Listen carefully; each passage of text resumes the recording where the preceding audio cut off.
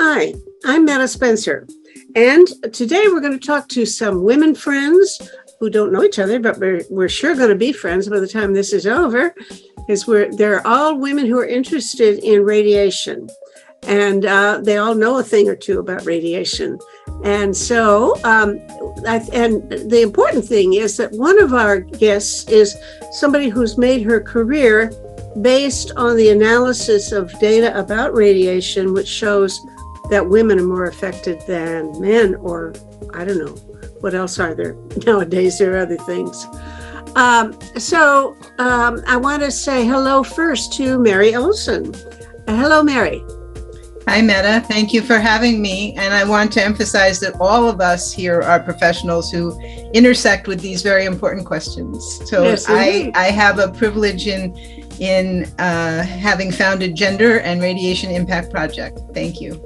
Good. And I noticed that before you were with this Gender and Radiation Impact Project, you were with something called the Nuclear Information and Resource Service. Yes. Which confused me about where you were located, but you're in North Carolina now, right? Yes. Good. Well, it's good to meet you and to put you in touch with two other women who know a thing or two. Dale Dewar is a physician and an associate professor in the Department of Family Medicine at the Saskatchewan. Although I don't know how much you're actually hanging out there these days. I think you're mostly retiring, right? Hello from Treaty 4 territory out in Saskatchewan. I was so impressed when I met Dale, because Dale was going every month to spend a week or so up in the Arctic, taking care of people because they need physicians up there. Hello. And I thought that would take a kind of stamina that I wouldn't be able to match. But she wrote a book that I used in my course a few years ago. I had a course on public health in a nuclear age, and her book is called From Hiroshima to Fukushima to You. And I thought it was very, very helpful. And here closer to home is somebody I see every now and then in the flesh, but it's Angela Bischoff. And Angela is the director of the Ontario Clean Air Alliance, which is working for 100% renewable electricity system. And it certainly does not include nuclear. And if you don't mind, I would like to start things off by asking Mary to enlighten me, because although I know a few things about radiation, I'm a social scientist and not a medical or physical scientist. And I really was not aware that women are more affected by radiation than men. So let's get going on that, and let's see where this leads us, if you'll bring us up to speed, Mary. Yes, I will. And I'm going to frame this a little bit. First thing is that I'm not talking about reproduction here. Second thing is I'm only talking about ionizing radiation, not your cell phone or your microwave, but rather the alpha, beta, gamma soup that we get from nuclear fission, which happens at nuclear power plants and every time a nuclear weapon has been detonated. And there's been over 2,000 detonations on the planet, even without a full-scale nuclear war. But the data that I rely on comes from the survivors of Hiroshima and Nagasaki. And I cannot talk about this data without acknowledging that my government destroyed cities full of people. And it was the survivors who were studied. And that I feel absolutely that this history should never have happened. And the manner in which the studies were conducted was wrong. And to acknowledge that I use the data, but only because it's the only source in which we can look at the complete lifespan. People from age birth to age 80 were in the study. And worker studies only have adults and primarily males. So while there's been a lot of findings from the worker studies, the work that I needed to do to answer a question from a woman who asked me, she'd heard some rumors that radiation was more harmful to women. I had never heard this question. And I knew the great researchers of the 20th century, John Goffman, Alice Stewart, Rosalie Bertell, Judith Johnsrud. These were all people I studied at their knees and read their works and learned to teach their findings. And Steve Wing, I mean, it's a long list of people. And biological sex had just never figured as a factor in any of that work. And so I actually was asked this question in a talk and I forgot it. It wasn't until I saw footage of reactors blowing up in Japan that the question flooded back to me, and I was compelled. I had to ask and answer that question.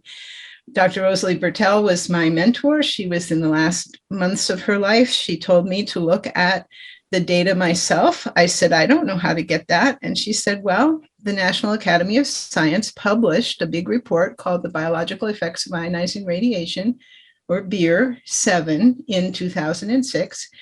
And you can look at that. And I said, what? There's actually data in there? And she said, yeah, there's actually tables of actual numbers that you can go look at.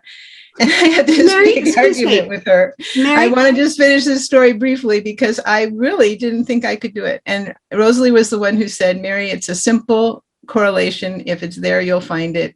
Go look at it. So what I want to know, though, is how come nobody else had already done that?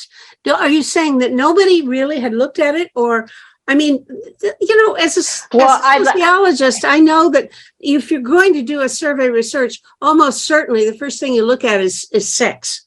You know, okay, gender. it was just a minute, Dale. I'll cede to you in just a moment, but I want you, Meta, to know that the study that I looked at was data that started being collected 5 years after the bombs, and it was collected under terrible circumstances. And this is why I still continue to apologize that this ever happened and that I use it. But nonetheless, it is data that was disaggregated by male versus female, and they were grouped by age, and then they were tracked for 60 years. So that's what I was looking at. Now, did someone else look at it before me? Yes.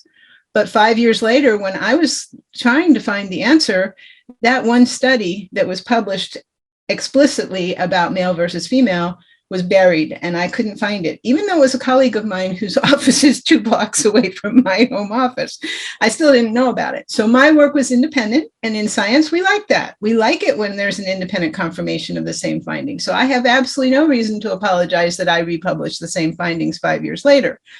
And I've given the rest of my life to it, unlike the original authors. So, you know, here we are. But Dale, you wanted to say something. Yeah. Yes, I wanted to say that that material was available. People knew about it. I mean, John Goffman. I mean, you just made a list of the who's who in health and radiation research, and I've been following them since the mid 1970s. When I was in med school. So.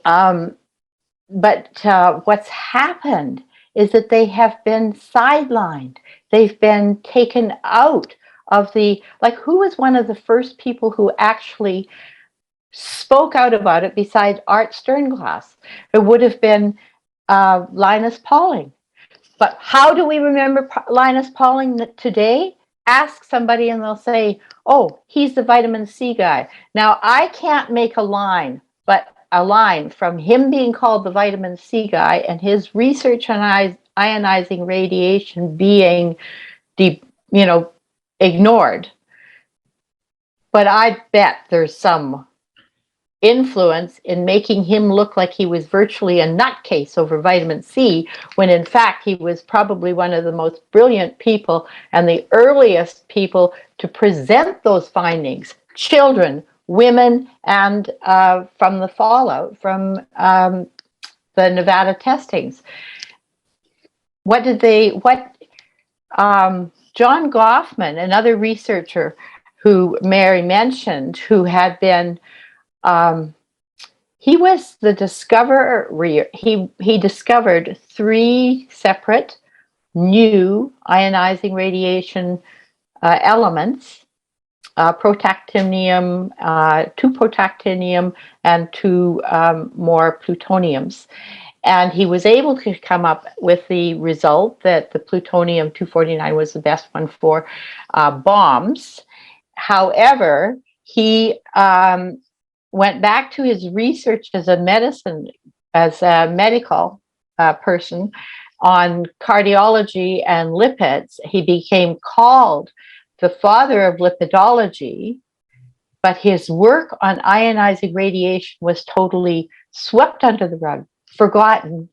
If you want it, and the only place. Well, he was actually attacked openly for it. So yeah, absolutely, there's a history of repression. And I agree with you totally, Dale.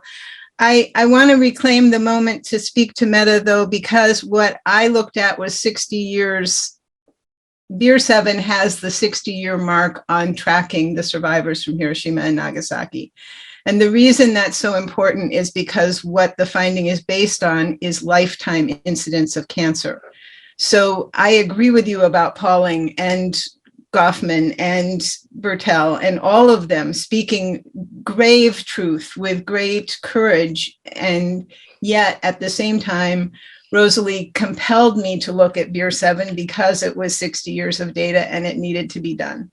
And in that finding, the part of why it's so important to use the National Academy of Science report and to look at the survivors of Hiroshima and Nagasaki is that the entire radiation establishment worldwide uses the same data set. All this stuff about reference man is totally anchored in the exact same data set.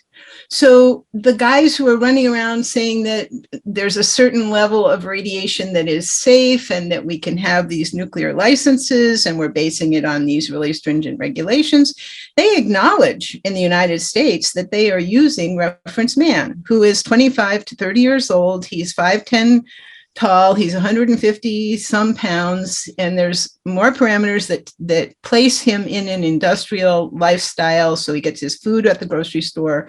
He only spends a certain amount of time outdoors. This excludes and precludes all of the indigenous lifestyles that remain on the planet, people who have less money, who work more hours or in more hazardous conditions, have other food sources, etc. So the long and the short of it is I'm looking at the same numbers that these guys who are doing reference man are looking at, and I'm finding something strikingly different. And this is what I found. At the 60-year mark, they were tracking essentially buckets. So the age groups were from birth to 5 years, and then 6 to 10, and then all the way across in these 5-year buckets of survivors, right? And they're tracking cancers and counting the number of cancers that happened in each bucket up to 80 years old. Now, this was 100,000 or so people. The epidemiologists have done their magic with it so that everything's normalized, so that you're comparing apples to apples. So you're not talking about somebody who had a 60-year lifespan compared to somebody who was 80 and died 5 years later. You're talking about rates of cancer amongst these various age groups. So in that data, we can see that there's an enormous difference between male and female bodies. We don't know anything more about them. But what is being studied is not all of their radiation exposure. There's a lot of frustration amongst the people who are trying to really understand the impact of those bombs, that the fallout was not included. This is a research question that is strictly focused on the gamma and neutron burst at the moment the bombs were detonated. And they did dose reconstructions, blah, blah, blah, blah, blah. So now we have these 100,000 people, and now we have a data set. And in the data set, you can see that the birth to 5-year age group was most impacted, whether male or female. Those people exposed as young children did get the highest rate of cancer. For every one boy, 2 girls got cancer. That's a doubling. When you do biological research and you get a doubling, that's a stop the music, start getting your grant proposals out there and start giving people MDs and PhDs for figuring out why. Now, this was published in 2006. I've been working on it since 2011. We have yet to see anyone funded to really answer the question of why. But let's take this a step further, because this doubling then compared to the reference man, which is the 25 to 30 year age group for the males, right? The adult males, they were exposed and 60 years of cancer were counted. They got cancer. It's not that it was safe for them. They definitely got cancer. But little boys exposed to radiation at the same time when they were birth to 5 got 5 times more than the reference man age group. And little girls got 10 times more, that doubling. So we have a factor of 10 between young females being exposed and the guy who is used for every single radiation standard, for every single license and every single analysis of a unplanned release or a planned release. It's all done calculating the impact to the reference man. So that is my work now, to bring forward the idea that we as a species need, at the very least, as a first step. It won't solve all of these questions or all of our problems, but if we simply were to create a new universal reference individual who is a reference girl, who has a non-industrial lifestyle, much more of the frontline community lifestyle, and substitute her, that package of parameters, new reference girl, as universal, not a standard for little girls, no, a standard for our entire life cycle, okay? Except for then when we say cycle, we're not yet including reproductive. So that's why I say this is only a first step. But if you protect little girls, you're making enormous steps towards reproduction being protected. You start your protection only on the adult male, you have already lost all of the ova, all of the spermatogonia. It's anyway, I will stop now, but I want to say that we have excluded life cycle as a concept in our society. And I believe it's what Dale was saying about somebody with power oppressing and using that power to exclude information. Well, taking plants and foodstuffs and making them hybrids so that you have to keep buying it from the chemical company is to occupy and take over life cycle, right? And I really don't want to get into the whole discussion of civil rights. I believe we should all have extensive and robust civil rights and right to privacy and all of that. And yet we don't talk about human life cycle for some of the same reasons. And we need to talk about it, because if we don't protect the entire life cycle, we as a species are basically flushing ourselves down the toilet.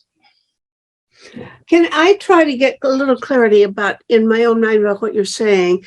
Sure. Now this thing about this reference man, I take it that what they're doing is finding a standard, like a control group, a group that is not exposed to radiation, and then you can compare all of the groups that have different other qualities and are exposed to radiation to this standard person. That's not what reference man means.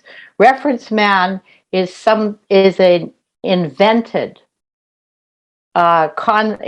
invented construct against which we measure all kinds of metabolites. We use the reference man in other cases outside of radiation. It's used in drugs. It's used in, wonder why there's so few drug trials on women. But because the reference man is what's used as this is how much drug you give for that person, or it's a construct that we use in healthcare. These are not a real sample of real people, but a theoretical population that you've extracted or created. No, it's an individual. It's a theoretical individual, and it's based on data. And part of the data it's based on is the lifespan study of A-bomb survivors, which is what I looked at. And that is a real population of 100,000 survivors of Hiroshima and Nagasaki who were tracked. And so they take this one very narrow section, the 25 to 30-year-old males, to verify and base the reference man in that data. But reference man is an envelope of parameters used to compare outcomes. So if you have a radiation release at a nuclear power plant, you take the weather conditions and the amount of radioactivity and the temperature and all those things, and you put it in a computer program that then takes the reference man parameters, and he has a certain lung capacity, and all kinds of metabolic features are created from this one set of parameters: his height, his weight, his climate, how he lives, his lifestyle. They specify that he's white. I mean, it's quite specific. And so that is what they then test. Is this release legal? Does it fit our radiation standards? By running it through this one part of who we are as a people. And they generalized this. Now, originally it was kind of appropriate because the Manhattan Project was primarily military and paramilitary males. There were definitely females there, but hundreds of thousands of males were involved. So to have a reference man made some amount of sense. But what happened is that when they started building these facilities nationwide in the United States, they simply took the same standards and generalized them to the public without stopping for a moment, for a breath, for anything to consider that an infant female or an infant male was not comparable to a reference man. Reference man has been used in other cases. It's considered a statistically average kind of person that you can test your drug interactions against. And one of the places that reference man was also used, to the complete ignoring of women, is in all of the studies done on lipid lowering medications. They're all done on men, assuming the reference man applies to the reference woman. They were done so. I mean, Okay, I'm real hazy. You have a sample of hundreds of thousands of people, and you pick the ones that have these particular qualities, certain height, certain weight, certain blood type or whatever, until you get a subsample of this whole thing that you're going to test. No, I'm still. No, I think you're still out of it. Okay, help me. You're expecting science and logic, Meta. You're expecting science and logic. This is not science and not logic. This is a regulatory policy that was adopted when it was more appropriate because it was military in the Manhattan Project, okay? In the case of radiation. Now, Dale's quite correct that it is used elsewhere, but in the case I'm talking about, I'm only talking about the Nuclear Regulatory Commission in the United States, which acknowledges repeatedly throughout its regulations that it only considers reference man and it only considers external sources of radioactivity and radiation, which one of the hugest questions I have, not only why are male bodies more resistant? Why are female bodies more affected? But also, is it true of internalized radioactivity? If you drink it or eat it or inhale it, is there a gendered biological sex-based difference? These are big, huge questions. We need a whole generation to take them on. But what I'm having trouble with is figure out how you get this reference man. Who are they? How do you get the data from what? They're not. They're arbitrarily constructed. Well, and they're constructed. I don't even know what questions to ask because I mean, how are they? How are they constructed? I don't know. Well, they're based in the data set of the survivors and other data that are used to verify that their assumptions are based in reality. But literally they were all men, sat in a room and constructed reference man completely arbitrarily, and then went and tested their assumptions in the various data sets that were available.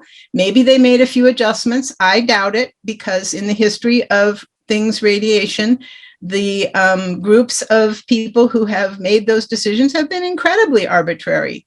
So I think they just kind of did it in an afternoon and it was done. How did they do it? What did they do when they sat at this table? If you're constructing reference man, what do you do? Meta, I really think that you should leave reference man and see where else you'd like us to take the conversation. because the reference man is a scientific construct, and it's misleading us in terms of the importance of the. I think she's her connection is frozen, and I agree with her. I think we could set this aside, but if I did a screen share, we could go to the Institute for Energy and Environmental Research or my website, and we have replicated the International Committee for Radiological Protection set of parameters that are published that constitute this reference individual. And this is not an effort to represent humanity. It is an effort to have a regulatory framework based on something that anyone who's doing the calculations can use so that they're always comparing oranges to oranges and apples to apples. And so it's not an effort to represent even men. It's an effort to have a regulatory, it's like making a box. And if your information about an accident can show that it fits inside that box, then there's no worries. You don't have to tell anyone about it. You don't have to do anything about it because reference man's exposure was within the rules. If in fact it exceeds that box, then you begin to have to go through a decision tree about what you're going to do about that. But it's a tool that regulators use to be able to have every nuclear power plant or every nuclear weapons factory be able to make calculations to show that they're in compliance or they're not in compliance. And so my goal isn't to validate that system, but to attempt to make it a little better by suggesting that we should have a reference individual who would actually protect the general population. So an infant to 5-year-old set of data for a young female as a new universal reference that would then be used as a smaller box, a 10 times smaller box, if we just leave everything else the same, would be more protective. It would be more representative of our. My job our as a situation. journalist is to make sure that whatever gets published is understandable to an average person. So it's a good thing for me to be stupid. Lots of times it's very helpful for me to not understand something, so I can stay with it until I get an answer. And I Good. Keep asking questions. how this reference man was created, because it makes no sense to me unless I know what this thing is.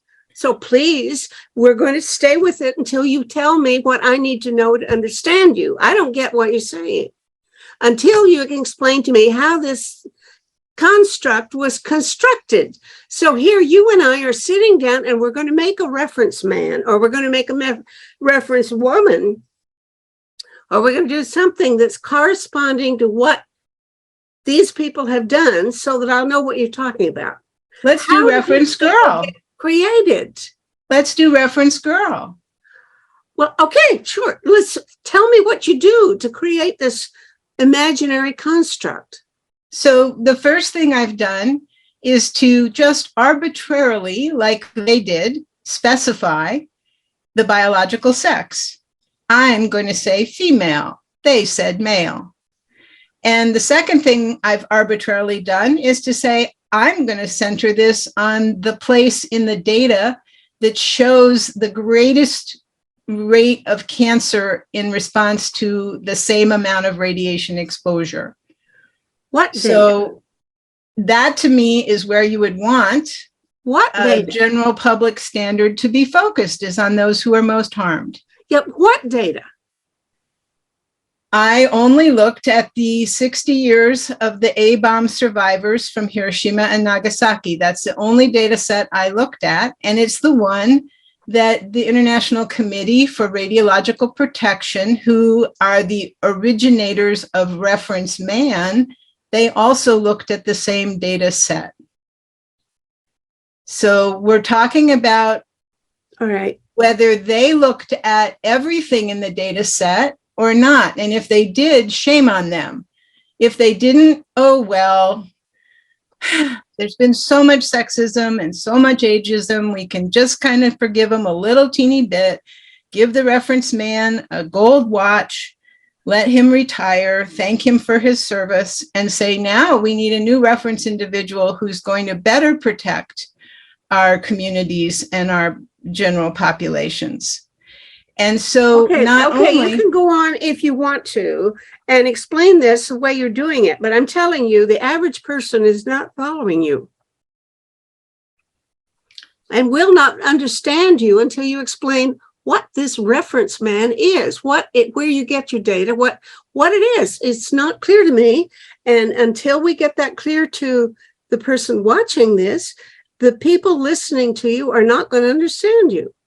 Well, it's yes, Angela, you try. I'm just going to finish this sentence and say that it's actually a single page that is published that we could read together that tells you the parameters of the reference man. And it is outrageous to the human heart and mind that something so arbitrary would be used, but it is a fact. It's not something I made up. Meta, can I ask a question? So I'm not going to try to explain it because I don't really get it either. But my question to Mary is, if we had reference girl age 0 to 5 years old as the standard, would we get a different data? Would we have gotten a completely different data set that you would have studied? Like, would it be very different? Would it be different than the data set that you already studied using reference map? The data is the data. I am now talking, we jumped from data in our conversation to regulatory structures and protection. And I think maybe we missed when that jump happened. So I was talking about the value of using the data set that the radiation regulatory community worldwide all use the ABOM survivors as their primary source. And they all participated in one way or another in either the writing or the use of the National Academy report from 2006. It's monumental, called Beer 7. And that is the only place that I looked. And it's the primary place. I'm not going to say it's the only place, but it's a primary place where those regulators also look. So there's not a big controversy about the data set. The part that's different is that I looked at children and women. And by definition, the regulators since the 1970s, when they constructed reference man, have only been focusing the findings on the young adult male between 25 and 30 years old. So I can't tell you whether they have been ignoring children and women. The big report by NAS has 3 places in it that I was able to find. It's 400 and some pages long, where it acknowledges that their data shows that radiation is more harmful to females compared to males. So this is not a secret in the report, but if you've ever had the opportunity to see my presentations, different than chatting with you today, I have a lot of visuals that I use to deliver the findings, and they are silhouette figures, very simple to understand, showing for every boy there were 2 girls, showing that indeed amongst adults, when radiation happened at Hiroshima and Nagasaki to women and men who were in this 25 to 30 year age group, females were more impacted. They had more subsequent cancers than did males, 50% more. And that to me was enough to keep me from going into the field as much as I used to, hearing from the data itself that as an adult, my body is more harmed than a male body. Now, this analysis does not tell us why. This whole discussion of reference man versus reference little girl does not tell us why.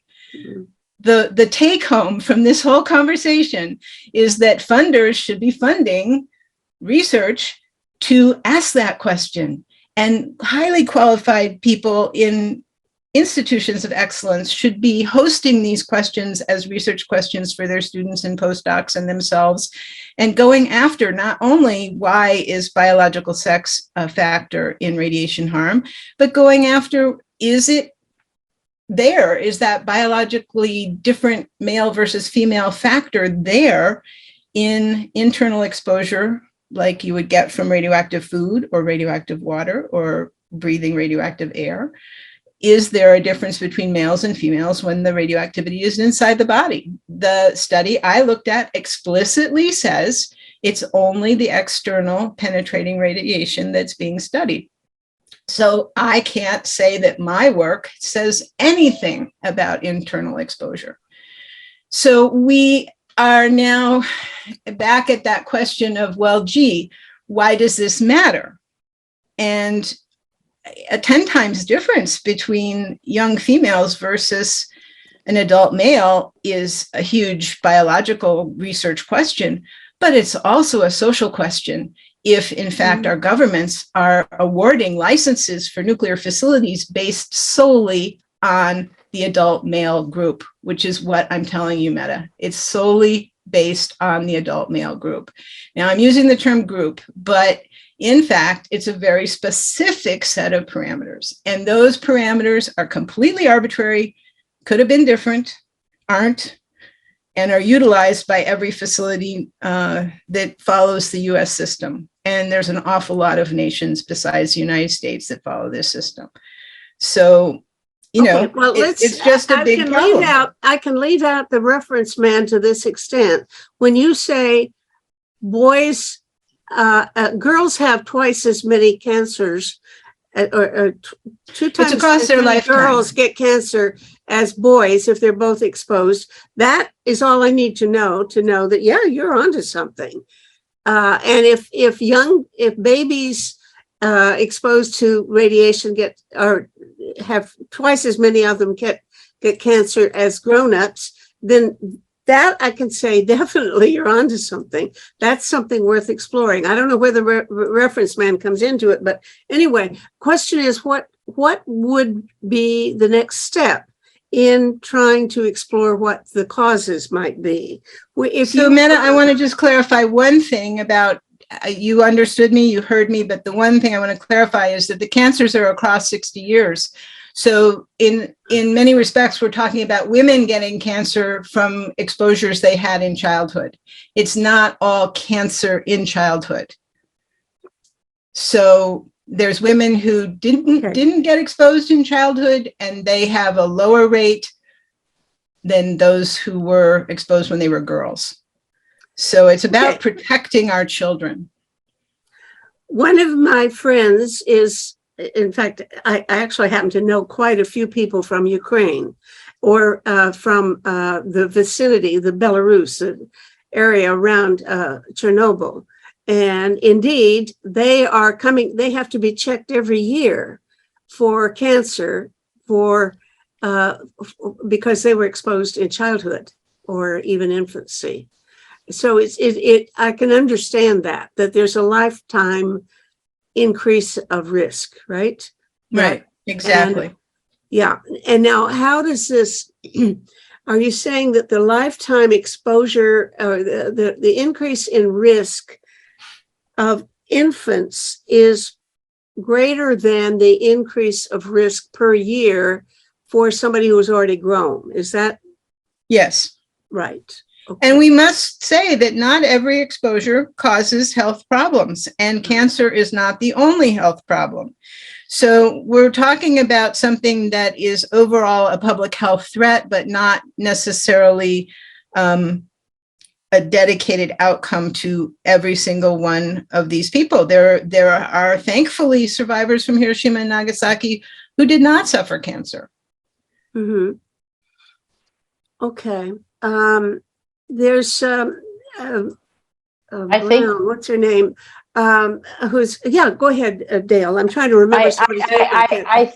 I think we have to remember that for most people, especially in the United States, the body burden of radioactivity is largely medical. It outweighs the environmental body burden by, I forget, but I think it's 5 or 6 times.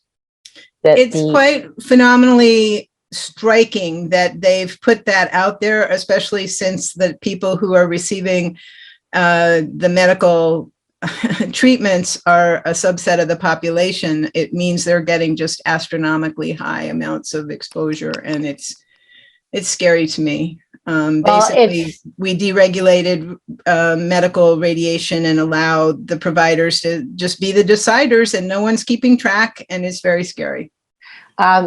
Harvard started the program of choosing wisely in the 1980s, and it has taken until 2018 for Canada to look at that in terms of exposing our patients to ionizing radiation. It's the people have pretended, I think, that by having your necessary scan after your heart attack, by having your CT scan for a head injury, that these are things that carry no risk, and yet they clearly do. So the CT scans increases of between 3 and 5% your chances of cancer 20 years from now. That's one of the things why I can say, oh, I never saw one that was caused by my ordering a CT scan. I'd be long gone. So we don't, when I spoke about this at a health and ionizing radiation conference, people said, well, how can you mix up healthcare and nuclear power? We are talking about the same thing. We're talking about gamma irradiation. Alpha, beta, you don't see as much in medicine, except in treating cancer. But certainly we are using a lot of gamma in medicine. Well, you say don't mix them up. I think there's a book by Kate Brown who studied Chernobyl. I don't know whether you read it, but yes, I did. She says that there's a difference between the symptoms of the people exposed to in Hiroshima and those exposed to Chernobyl, because the Hiroshima victims were, I think, exposed by a big blast, that went right through them. The Chernobyl people are their exposure is largely from ingestion or breathing. They eat these berries from the forest and so on.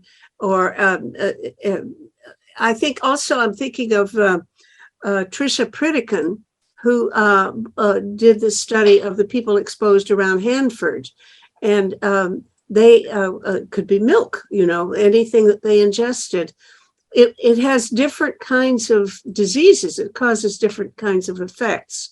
Is there any evidence about that you've been looking at, Mary, about the differences between the way people get exposed to even if it's all ionizing radiation, the different ways and you get exposed to it might show up?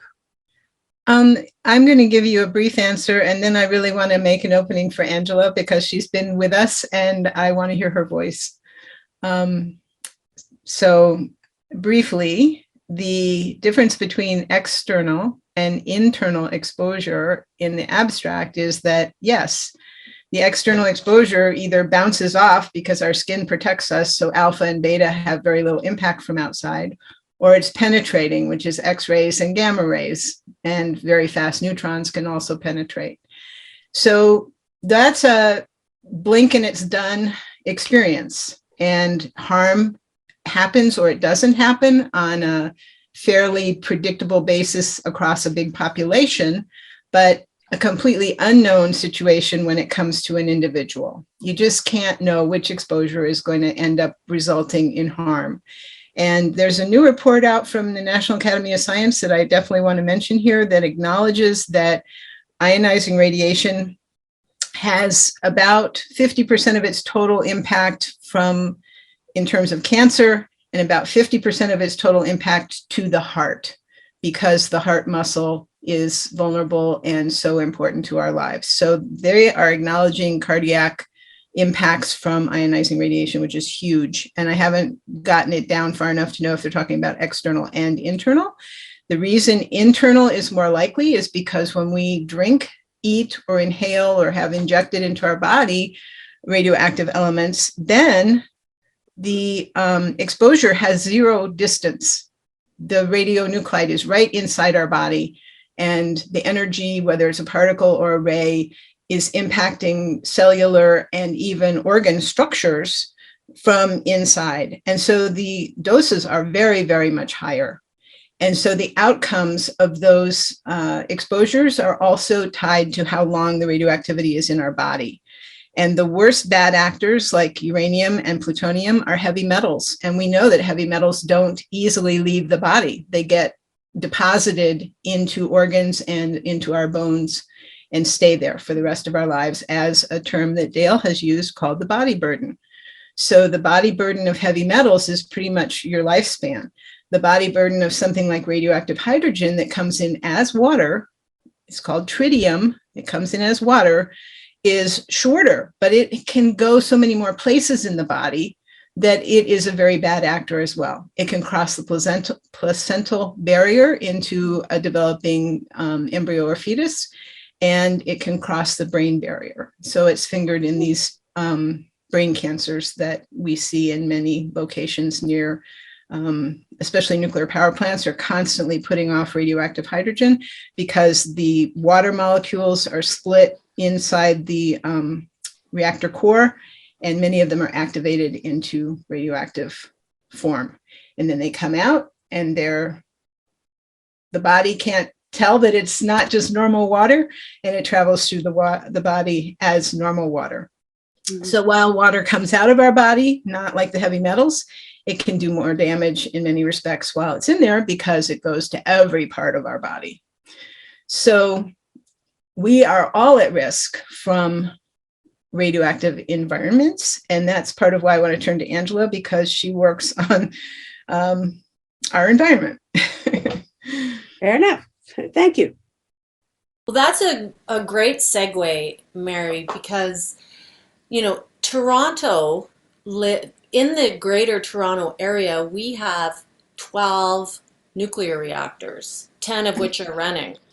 And they're all CANDU reactors, and CANDUs release more tritium than any other nuclear technology in the world. In fact, hundreds of times more tritium than any other nuclear reactor. That's why they were developed, because tritium is an explosive for the nuclear industry, and that's why the weapons industry loves CANDUs and loves Canadians' CANDUs.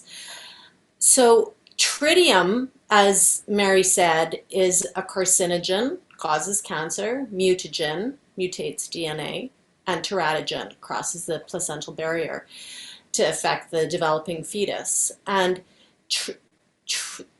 we hired Dr. Ian Fairley, a radiation biologist from Imperial College in London. He's got a PhD from there.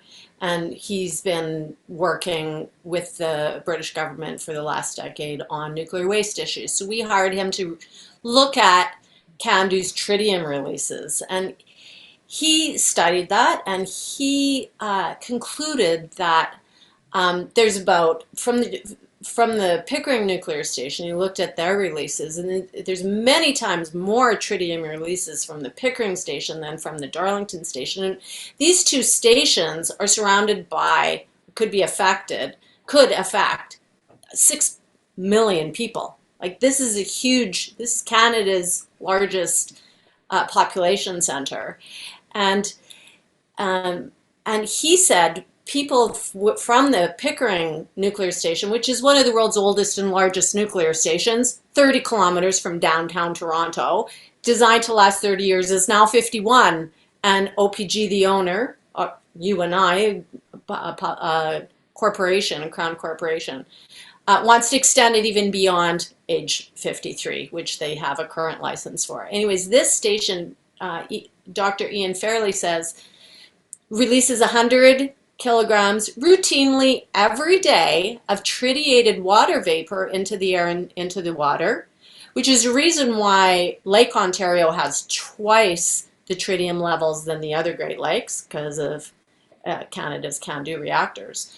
But he said that that is a problem for people living around the nuclear station, because the closer you live to a CANDU reactor, the more tritium you're going to eat and breathe. And he said, he went so far as to say, and it was published on the front page of the Globe and Mail, that women and children living within 10 kilometers of the should not live within 10 kilometers of the Pickering nuclear station, women and children, and that people that live or grow food within 5 kilometers of the Pickering nuclear station should not eat their produce, because the tritium releases that are routinely released every day just fall onto the surrounding countryside. So, excuse me, Angela, yeah. you're saying that it's not just the water that gets into the lake, but it's vapor that gets into the air. Yes. And why? I mean, it falls right away. It doesn't go thousands of miles, but it falls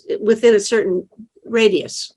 Depending on the wind, it could be carried much farther, but, generally would just fall, he's claiming, in a closer area. So the closer you live to one of our CANDU stations, the more likely you are to be impacted. So then you just think, like, why are we running these stations? Because, like Pickering, we pay OPG, around 10 cents a kilowatt hour to run our nuclear stations, We could instead import, we've done the modeling and the studies, we could replace Pickering with water power imports from Quebec. They have surplus water power, it's renewable, there's no, First Nation or environmental lobby to close, shut down those existing dams. We're not supporting new dams. Quebec's not building new dams. They have this surplus water power. They can't sell it to the Northeast US because of opposition to building transmission lines. We already have the transmission lines, and they've offered it to us at 5 cents a kilowatt hour. So that's half the price of what we pay Pickering, OPG, to run Pickering. And a third of what OPG wants to charge us to build a new nuclear reactor, a small modular reactor, at the Darlington nuclear station. And they're rebuilding Darlington, all 4 reactors, which is 50 kilometers east of downtown Toronto, at almost triple the price of Quebec water power. And wind, solar, conservation are also a third of the price, around the same price as water power from Quebec. So we could go renewable and save Ontarians billions of dollars and not have the disastrous consequences of routine emissions, of the potential accidents, should there be, an accident or a nefarious, attack, and not have the nuclear waste problems we already have. The nuclear, radiation from the nuclear waste. There's as much plutonium in all the nuclear waste at Pickering, or there will be by 2024, as all the nuclear weapons on the planet. That's a lot of radiation that could potentially be released if there was an accident. And accidents happen. And Pickering is one of the oldest nuclear stations in the world, already 51 years old. So Angela, I want to offer you something. I'm not an activist leader anymore. I'm not an organizer anymore, but I have rarely seen, there's only 2 things I've seen nuclear industry people actually sweat through their clothes over. And one is mothers with small children attending official meetings. They really start sweating. So FYI, if they want to extend Pickering or they want to build a new reactor, these are women and children issues. We are talking about realities that have to do with the preservation of these people's health and life. And so they have a right to be in those rooms. And when they come in those rooms, it makes the people in those rooms behave dramatically differently. So I heartily recommend including all ages in an appropriate way for the youngsters. I don't mean do something bad for them. And the second thing is that the impact of climate change on nuclear energy will also, like they claim that nuclear energy solves climate change, but the impact of climate change on nuclear power will make an attorney for the nuclear industry literally sweat through his suit.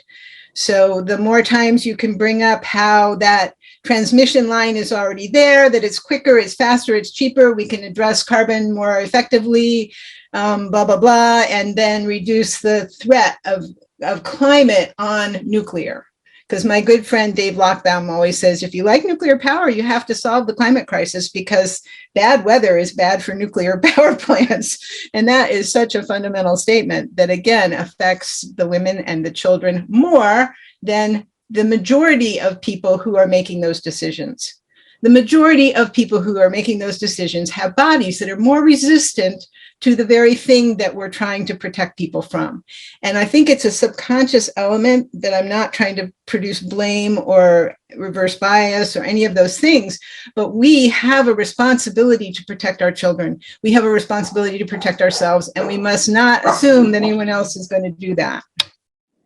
Yeah, I could just add in terms of climate impact. So currently, all of the nuclear waste at all of Canada's stations, all of the high-level nuclear waste is still on site of each of those stations.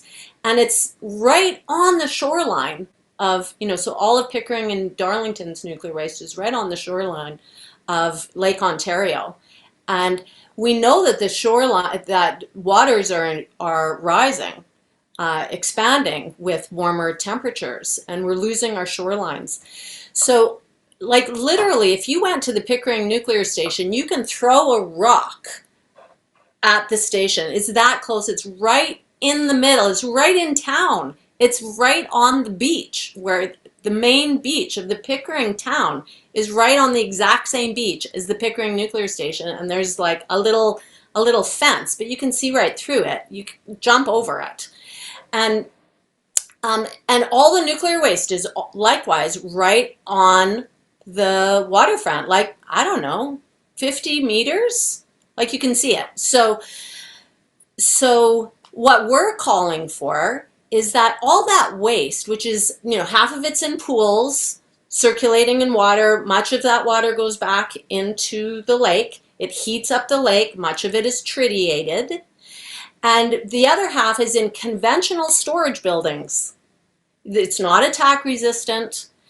And so we're calling for all that waste, which contains as much plutonium as all the nuclear warheads on the planet, to be, OPG wants it to stay there for several more decades. The owner, Ontario Power Generation, Crown Corporation, wants it to stay on the waterfront for decades until we come up with a long-term waste management solution at a fictional willing host community, which they haven't found yet. And we're calling for all that waste to be moved away as an interim. Like, the site itself is 750 acres, to pull away from the waterfront, so that if there's, a massive water influx, it's at least back from the shoreline in above ground, attack resistant, reinforced concrete vaults, much safer than the conventional storage buildings, which are right on the waterfront, right on the beach. Pull it back, at least for an interim. Maybe it'll be there for 100 years or more. But until we come up with a long-term waste storage solution, which we may never come up with, or until we figure out a way to neutralize these deadly radioactive wastes, which even the industry claims need to be isolated from the environment for 1 million years or longer. Till we come up with that, we need a safer interim storage on the site of all of Canada's nuclear waste sites to make it safe, because someone drops a bomb on that and boom, there's a lot of radioactivity released amongst millions of people. What would the impact of that be? Oh, that is so important, Angela. And all of everything you've said, everybody has said, is really very significant. I think the thing that shocked me most is the statement you said that this Fairley guy said, women and children shouldn't live within 10 miles or so of that. Whew, you ought to get that information out there. That's very shocking. Thank you all. We could go on for much longer, and it would be productive. And May I make a small announcement, because Absolutely. it pertains to what you just said about Ian Fairley? Gender and Radiation Impact Project, I'm sure you'll share our web link, is offering classes this fall for nerdy type people, but we want to make it accessible to anyone. Meta's modeling, keeping things understandable is so valuable. We want to do that. And Ian is teaching one of our classes, Ian Fairley, the man who did the tritium analysis for Pickering. So they will be once a week online in September, and we're going to be putting out the announcements next week, and I'll send one to each of you. Perfect. And maybe we can have another talk show with him or some, Sure. There's so much more to be said that I don't want to drop it here, but it's time's up. Yep. Thank you all. It's been stimulating beyond. I'm not sure that I'd call it fun, but it's really important. Bye-bye. See you. Bye. All right. Nice to meet you, Mary, and see you again, Angela. Okay. Bye. Project Save the World produces one of these shows 3 days a week and sometimes more. This is episode number 476. You can watch them or listen to them as audio podcasts on our website, tosavetheworld.ca. And eventually we even post transcripts there. And when you get there, look around, please, because we have conversations there about 6 global issues, plus potential reforms in governance, economics, and civil society. To find a particular talk show, enter its title or episode number in the search bar, or the name of one of the guest speakers. After you've watched or listened, scroll down and share your thoughts about the show. Project Save the World also produces a quarterly online publication, Peace Magazine. You can buy a single copy or subscribe for $20 Canadian per year through Pressreader. Just go to pressreader.com on your browser and in the search bar, enter the word peace. You'll see the cover of the current issue and buttons to click to subscribe.